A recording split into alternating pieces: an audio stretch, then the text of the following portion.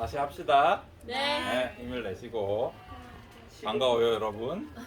여기 보면 이제 과학의 변인에 대해서 할 거예요.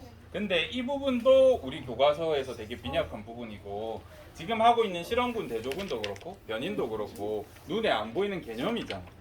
네. 그지? 그래서 여러분이 보이지 않기 때문에 조금 어려워해. 그래서 이제 앞에 반에는 수업을 했는데 실패를 했어요. 쌤이 이제 빌드업을 잘 못하고 이래가지고 그 친구들 미안하다. 그래서 수업을 아예 바꿨어. 다 바꿔서 새로 설계해왔거든요. 그 친구들은 제가 다른 거 녹화해 놓거나 이거 줄 테니까 보시고 다음 시간에 다시 수업해 주려고 하면 여기 진도 1등 방이 이제 다시 꼴등이 되게 생겼어. 되게 미안합니다. 어쨌든 여러분은 이 변인이란 말 자체도 잘 몰라. 낯설지 않아 저 단어? 그래서 변하는 요인 맞아. 그래서 여러분이 일상용어로 얘를 표현한다고 하면 요 정도로 받아들이시면 돼요. 변수, 뭐 요인, 요소, 과학에서의 요인, 과학에서의 요소, 실험에서의 요소, 실험에서의 변수 요 정도로 이해하시면 좀 도움이 될 것 같아요. 지금 우리 계속 하고 있는 거 과학적 탐구 방법, 실험 같은 걸 위해서 개념을 배우고 있습니다. 지금 안 하면 평생 할 일이 없을 것 같아요. 그리고 지금 녹화해 두는 것도 장점이라 생각하는 게 여러분이 고3 되면 이거 잘 안 보거든요. 근데 나중에 옛날에 배운 것 같아라고 해서 돌려봤을 때 좀 도움이 되길 바랍니다. 여기 여러분이 다시는 공부를 잘 안 해. 그래서 많이 틀리더라고. 고3 돼서. 2학년 때는 안 틀린다. 고3 때 다 틀리더라. 그래서 오늘 배울 변인 꼭 적어두세요. 네. 개념 이제 책에 정의는 적혀 있는데 개념화가 안 돼 있어서 알려주려고. 변인에는 크게 독립 변인이랑 공속변이. 동속 변인이란 게 있습니다.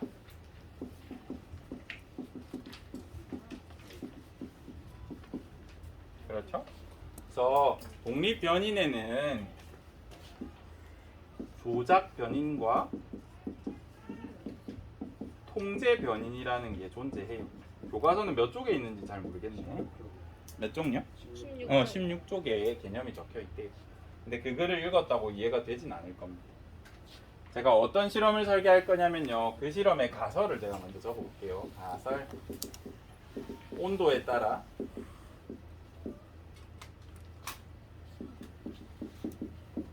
생장 속도가 식물에 적어줄게. 녹화니까.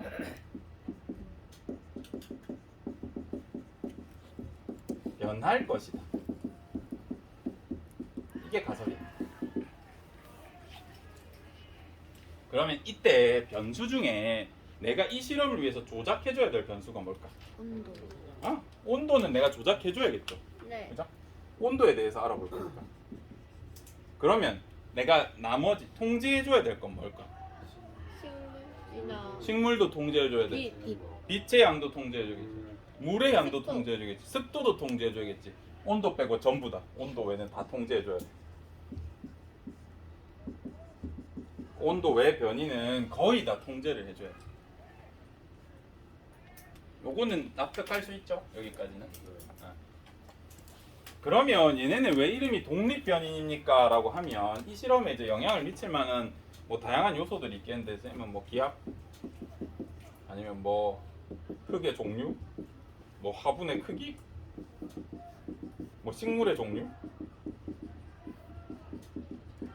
뭐 이런 걸 예시로 들게요. 아까 잘못 들었다가 애들이 헷갈려 하더라고. 봐봐요. 내가 이 실험을 하기 위해서 A, B 실험군, 대조군이 있어. 대조군 C로 들게. 대조군 하고 A, B가 있어. 얘는 기압 1 상태에서 하고 얘는 기압 100 상태에서 있어. 이 실험 잘 된 거야? 잘못된 거야? 여기는 부엽토를 쓰고 여기는 모래를 썼어요. 잘못됐어, 잘 됐어. 이거 다 통제해줘야 되잖아. 얘는 화분 이따마시만한 거 썼고 여기는 조그만 거 썼어. 화분이 작으니까 덜 클 수도 있는 거 아니에요? 그죠? 식물의 종류 하나는 대나무를 썼고 하나는 뭐 소나무를 썼어. 완전 다른 실험, 잘못된 실험이잖아. 그지? 대나무 여러분 자라는 거 본 적 없지? 어린 대나무부터. 어린 대나무 우리 죽순이라 하는데 아침에 요만하거든요? 저녁에 밥 먹고 오면 이만하지. 우와. 진짜 빨리 실시간으로 좀 보여. 얘는 자라는 게. 우와. 요즘 빨리 자라요. 대나무 어릴 때. 근데 얘네는 왜 독립변인이라고 부르냐면 기압이 바뀌면 부엽도가 바뀌어? 얘네끼리 독립이야. 부엽도가 바뀌었다 해서 화분이 바뀌어? 얘네끼리는 아무 상관이 없어. 내가 부엽도에 대나무 꽂는다고 해서 모래로 바뀌는 거 아니죠, 그죠? 얘네 이 각 요소들은 조작변인가 통제변인 얘네 바꾼다고 해서 온도가 바뀌진 않습니다. 물론 이제 기압은 좀 영향이 있겠지만 흙이나 화분 이런 것들은 바뀌었을 때 서로에게 영향을 잘 주지 않아. 얘네끼리는 각자 독립이야. 그지? 근데 얘네가 바뀌면 뭐에는 영향을 줘? 종속변. 종속변이. 실험 결과에는 영향을 줘. 그래서 독립변이는 지 혼자 바뀌었을 때 딴 거에 아무것도 영향을 안 받는다. 그래서 우리가 독립적이다라고 표현해 주는 거야. 근데 단 하나는 변하지. 실험의 결과는 얘네가 바뀌면 바뀔 거 아니야. 그지? 그래서 얘는 독립변인의 종속, 종이야. 얘가 바뀌면 얘가 바뀌어버려. 그래서 이런 개념을 쓰는 겁니다. 요 개념 설명해 주는 강의가 없더라고요. 요즘에 선생님들 안 하시더라고. 그래서 이렇게 알려드립니다. 얘가 어디에 지금 종으로 속해 있다고? 독립변이 바뀌면 얘가 바뀌어. 그러면 여기서는 종속변이 뭡니까? 라고 하면 뭐라고 답할래? 식물의 생장. 생장 속도. 그래. 생장 속도.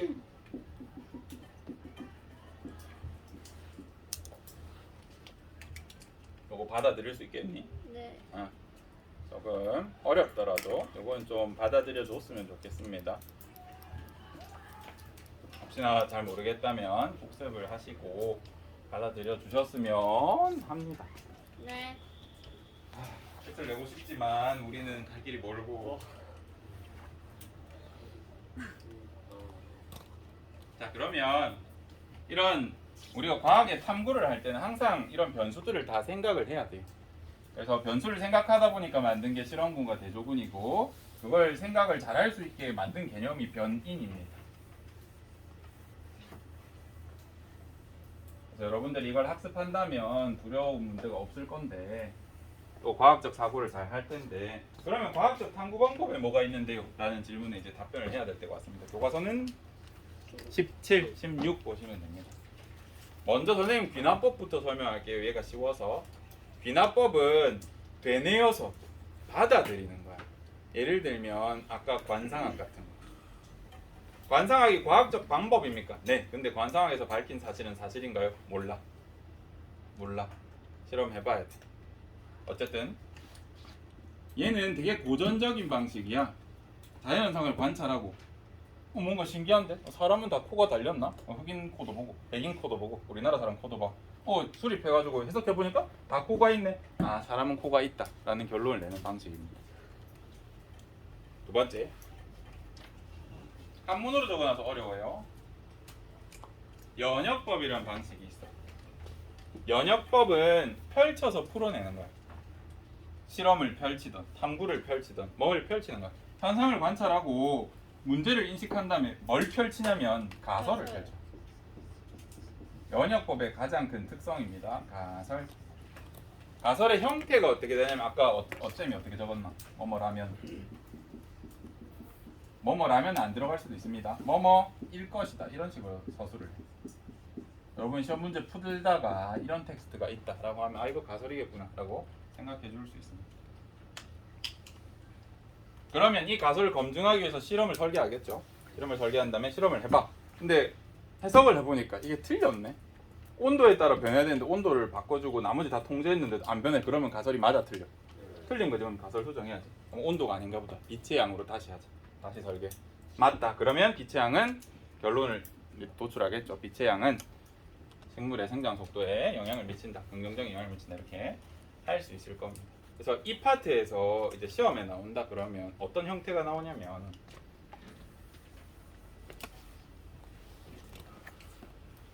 수능 위주로 해서 미안해요. 근데 과탐은 사실 수능이랑 거의 똑같아야 되니까. 첫 번째, 얘가 어떤 예시를 줬을 때 얘가 귀납인지 연역인지 여러분이 판단할 수 있어야 돼. 얘는 문제 해결의 키가 뭐예요? 가설을 보면 돼. 가설이 있나 없나. 두 번째, 만약에 귀납인지 연역인지 판단이 됐어. 그러면 이렇게 실험 순서를 섞을 겁니다. 아니, 실험 순서가 아니라 탐구 방법 순서를 섞을 거고 탐구 순서를 올바르게 배열하라 이런 식으로 문제가 나올 가능성이 있어. 지금 여기 섞여 있으니까 한번 판단해 보시고 같이 해볼게요. 세 번째, 가설도 주고 다 했는데 실험을 설계 다시 예시를 주고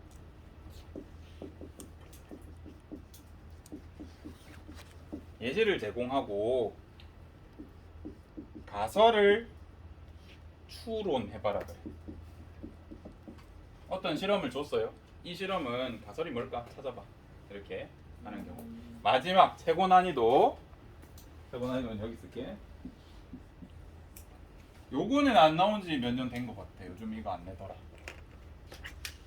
근데 혹시 이런 문제가 있으면 좀 공유하시고 막 그렇게 하세요. 최고 난이도니까.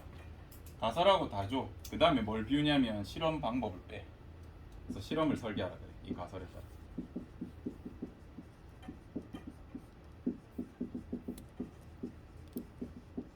요건 좀 어렵겠죠?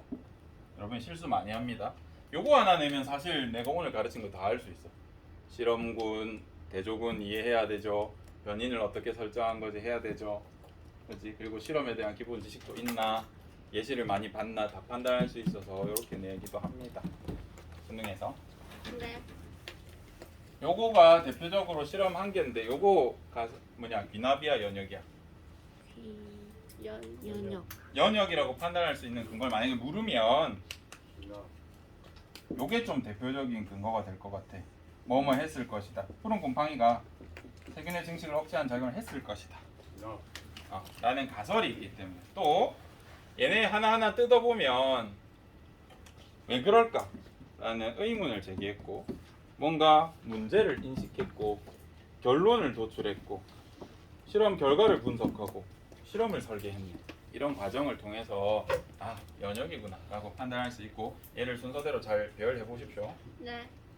배열 순서는 적어놨나? 혼자서 해보세요. 다음 시간에 알려줄게. 네. 꼭 혼자 해보시고 그러고 나면 요거를 빵꾸 뚫어서 물어볼 수도 있는 거고 아니면 이걸 주고 요걸 빵꾸 뚫어서 물어볼 수도 있어. 구멍 이어서 여러분들이 이 실험을 또는 이 실험 말고도 이 실험 외의 것들을 잘 대비하시기 바랍니다. 다윈과 왓슨과 크릭 뭐 이런 사람들도 과학적 방법 잘 썼거든요. 근데 어떤 책에는 다윈이 기납법이라고 얘기하는 경우도 있어. 다윈은 기납법을 많이 쓰셨지만 이분도 뭐 연역법도 쓰고 다 섞었었습니다.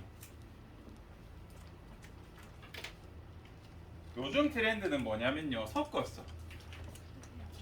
가설 자체를 귀납으로 찾아. 아 핀칫에 우리 이 모양 생긴 거 보니까 얘는 똑같은 종이 아닌가? 똑같은 종인 것 같아. 이제 규칙성을 발견했다. 그래서 이제 가설을 세워. 핀칫에는 한 세로부터 분화되었을 것이다. 라고 이제 이렇게 연결해서 쓰는 편입니다. 그래서 다윈이 굳이 귀납이냐라고 하면 대부분 귀납을 썼지만 이 사람 연구할 때 귀납이랑 연역 다 썼고요. 이 실험도 귀납이랑 연역을 다 쓴 겁니다. 그래서 여러분들은 이 두 가지 방법을 구분할 줄 알고 사용할 줄도 아시면 문제 푸는데 지장 없을 거예요. 섞어서 낸 걸 예시로 쌤이 내진 않아. 시험에 낸다 치면 확실한 것만 드릴 테니까 너무 걱정하지 마시고 이렇게 하면 끝이 났습니다. 오늘도 수고했습니다. 아이고 힘들어라. 아.